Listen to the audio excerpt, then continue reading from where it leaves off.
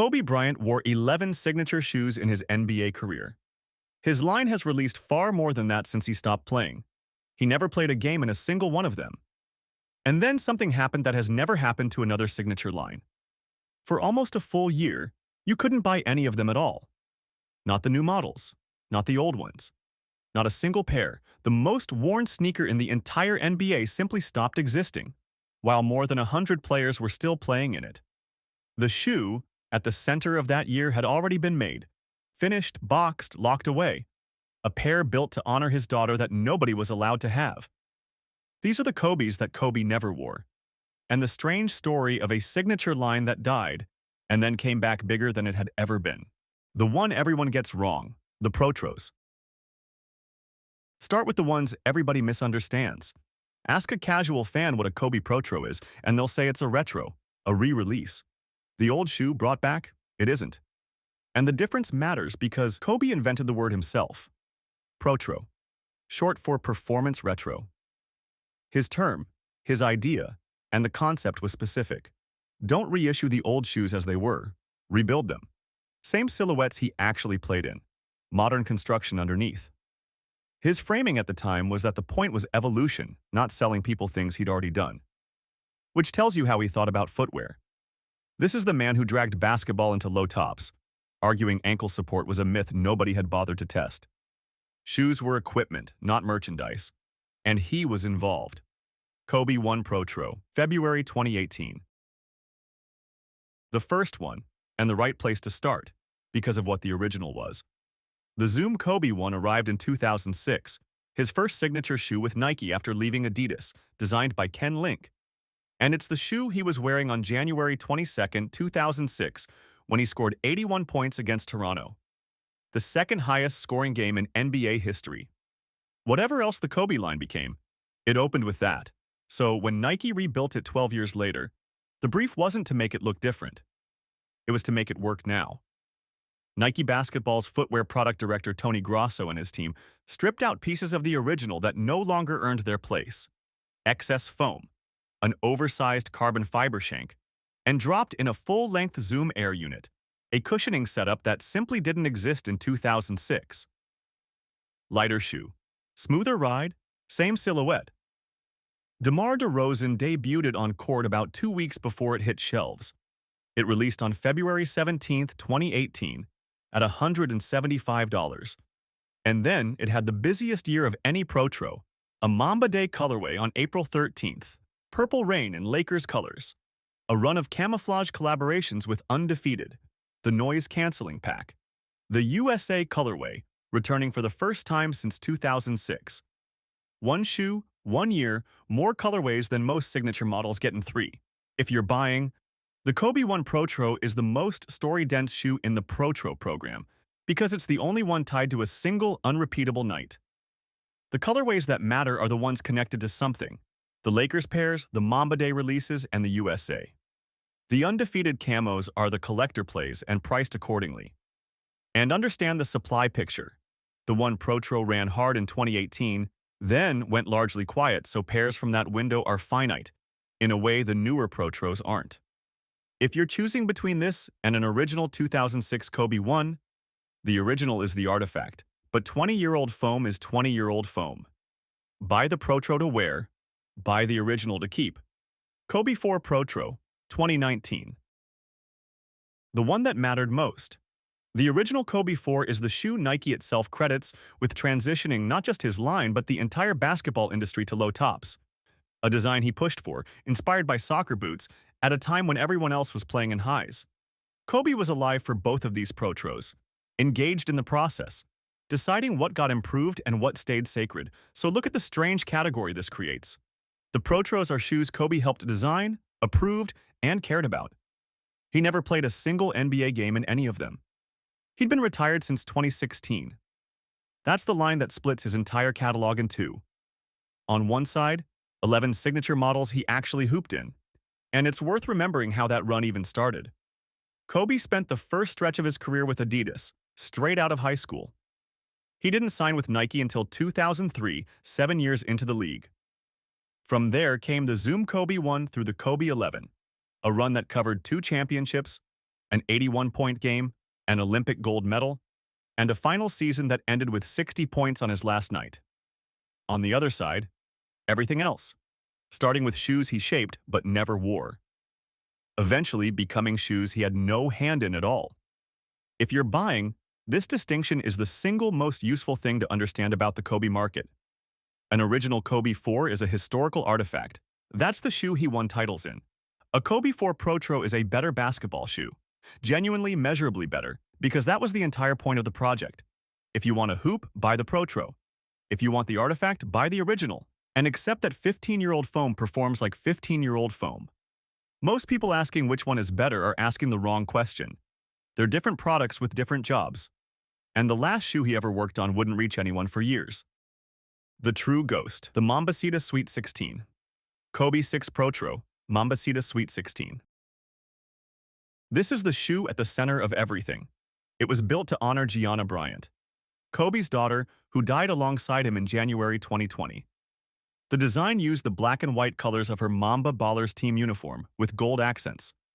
A Kobe 6 Protro made for Gigi, and it was finished. Produced just before April 2021. A real shoe, manufactured, ready. Then the contract expired, and it never came out. Sit with that for a second. A sneaker made to memorialize a 13-year-old girl completed, sitting in a warehouse unreleasable. Not because anyone wanted it withheld, not because anything was wrong with the shoe, because a business agreement lapsed underneath it. For nearly a year, the most meaningful shoe in the entire Kobe catalog existed and could not be given to anyone.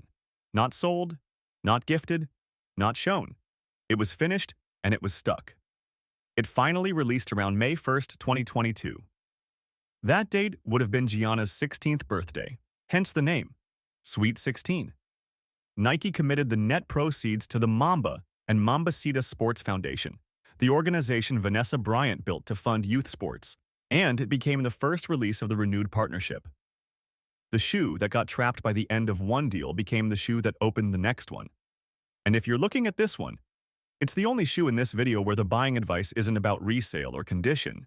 Nike committed the net proceeds to the foundation. Whatever a pair costs on the secondary market now, the thing worth knowing is where the original money went. That's the true ghost of this list. Not a shoe that failed, not a shoe that flopped, not a design that missed, a shoe that was made, completed, and then kept from the world for a year by paperwork. To understand how that happens, you have to understand the day the whole line stopped. The escape, the year the line died. Here's the part most people genuinely don't know happened. April 13th, 2021. Kobe Bryant's post-retirement endorsement contract with Nike expires. It was the 5-year extension he'd signed back in 2016, right after he walked off the floor for the last time. Look at that date again. April 13th, 2021. Exactly 5 years to the day after April 13th, 2016. The night he scored 60 points against Utah in his final NBA game. The farewell Nike had branded Mamba Day and built an entire campaign around. The contract was written to run precisely from the last shot of his career to that anniversary. And it ran out exactly on schedule, 5 years later, to the calendar day. Whoever drafted that end date in 2016 could not have known what those 5 years would contain. The estate, led by Gianna Bryant, declined to renew. And the reasons matter because they weren't about money in the way people assumed. They were about access. The family had grown frustrated that Kobe's product was kept too limited. Shoes that sold out in seconds and stayed scarce. A supply that never matched the demand. There weren't enough sizes for kids. That's the exact audience Kobe had spent his post-playing years coaching. The girls' teams and youth players he'd built an entire second career around. The estate pushed for higher production volume and for the line to expand into kids' sizing. They also pushed for a commitment to a youth basketball facility in his name. And the offer on the table reportedly didn't match the lifetime style arrangements that LeBron James and Michael Jordan have with the company. Gianna's statement laid the position out plainly. Kobe's products sell out in seconds. Her hope had always been for his fans to be able to get and wear them, so the deal ended, and Nike froze everything. No new releases, no restocks, no Protros, no colorways, no apparel, nothing. What followed was one of the strangest supply shocks in modern sneaker history. Because these weren't collector shelf pieces sitting in display cases. Kobe's were working shoes. By a wide margin, the most used performance sneaker in professional basketball. During the NBA's bubble restart in 2020, 102 players wore a Kobe-branded sneaker on court. More than any other signature line in the league. Not fans, users, players choosing his shoe over their own endorsement options in some cases. Then, overnight, the supply stopped. Resale prices detonated across every model, and NBA players started publicly scrambling for pairs like anybody else. Professionals with equipment budgets and team gear managers and brand relationships. Lakers guard Talon Horton-Tucker put out an open call on the record. Whoever could get him any Kobe's, he needed them.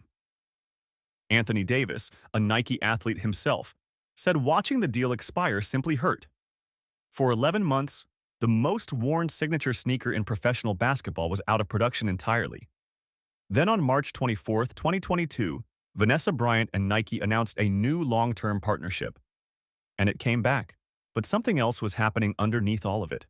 Something almost nobody talks about. It's the key to this entire video. Before he died, Kobe had been planning to leave. He'd explored building a brand of his own. A Mamba label. Independent, launched the moment the Nike contract expired. In December 2019, he met with a creative agency that could help design and execute a future product line. That was 1 month before the crash. Hold on to that. It's the ending of this video. The forever list. Because after April 2016, the list stops growing one model at a time and starts growing automatically. Every Kobe sneaker from that point forward was released with zero chance of ever touching an NBA floor on his feet. Run the list. Kobe AD 2016. The first shoe of the forever era. Rather than continue the numbering, Nike created a new name to mark his post-career chapter, and this was it, arriving after he'd already played his final game. Low profile, zoom air in the heel, lunar lawn in the midsole, exactly the formula he'd spent a decade refining. And it opened with a scandal sneakerheads still bring up. The 80 displayed a clear panel in the midsole that appeared to show a large zoom air unit. It didn't. The bag inside was a low-volume unit, much smaller than the window implied. Kobe's post-retirement line began with an argument about whether Nike had misrepresented what was inside the shoe. Fitting, in a bleak way, for a line that had just lost the one person who tested everything himself. If you're buying, this is the cheapest entry point into the entire Kobe catalog, and there's a reason. It's the least loved model in the line. It carries that zoom air controversy in its history, and nobody is chasing it. Which makes it a genuinely good wearer if you want low-profile Kobe styling without paying Protro prices. Just don't buy it expecting it to appreciate. It won't. Kobe AD Mid. The one that found real users, DeMar DeRozan, Devin Booker, and Isaiah Thomas all made it a staple. A multi-layer upper, lunar lawn, and zoom together. NBA stars playing full seasons in a signature shoe whose signature athlete was at home. If you're buying, this is the sleeper of the post-retirement era. It has the strongest on-court resume of any AD model, which means real hoopers vouched for it, and it still sits at accessible prices because casual buyers never cared about the mid. If you actually play, this is the value pick of the whole video. Kobe AD NXT. The strangest one. A shroud over the upper, a no-tie toggle lockdown system, and a backward-facing swoosh. Polarizing, genuinely functional, and abandoned almost immediately. If you're buying, buy it for the weirdness, not the wearability. The toggle system works, but a one-and-done lockdown mechanism means no replacement parts and no second chances if it fails. Check the toggle before you pay. This is a curiosity piece, and it's priced like one. Kobe AD NXT 360, 2018. The best of the post-retirement models. A full 360-degree fly-knit upper wrapping the entire foot over a dual-density drop-in midsole combining React and Lunar Lawn. DeRozan debuted it on court, and Nike released it on April 13th, the anniversary of Kobe's final game. If you're buying, of everything Nike made after he retired, this is the one worth owning. It launched at $200, which kept a lot of people away at the time, and that's exactly why it's reasonable now. A knit sock with a React midsole is still a modern shoe. Check the knit at the flex points on used pairs. That's where 360-degree uppers give out first. Kobe AD Exodus, and a 2018 model after that. 5 distinct variations of a signature concept, plus colorways on top of colorways, all built for a man who is done playing. If you're buying any of them, the rule is the same across the whole AD family. These are performance shoes with no collector market, which means you're buying them to wear, and you should pay accordingly. The Protro catalog. It started with the Kobe 1 and the Kobe 4, the two he helped shape. After his death, the program simply kept going. The Kobe 5, the Kobe 6, then the 3, the 8, and the 9. Models and colorways, he never had any say in whatsoever. In the 14 months following January 2020, Nike released more than 10 of his signature shoes. And everything since 2022, which is the biggest chapter of all. Since the partnership resumed, the line has expanded in exactly the directions his family fought for. Greater volume, wider availability, kids' sizes. The Kobe line today reaches more people than it ever did while he was playing. And every single pair of it is a shoe he never wore. If you're buying, understand the market you're walking into. The freeze in 2021 permanently distorted Kobe prices. Anything from that window carries a scarcity premium that has nothing to do with the shoe itself. Releases since 2022 are far more available, which means far more reasonable. And the pairs with the strongest long-term case aren't the rarest ones. They're the originals from 2007 through 2016. Those are the only Kobes that were ever on Kobe's feet in a game. Everything after that is a great sneaker. It just isn't evidence. So count it.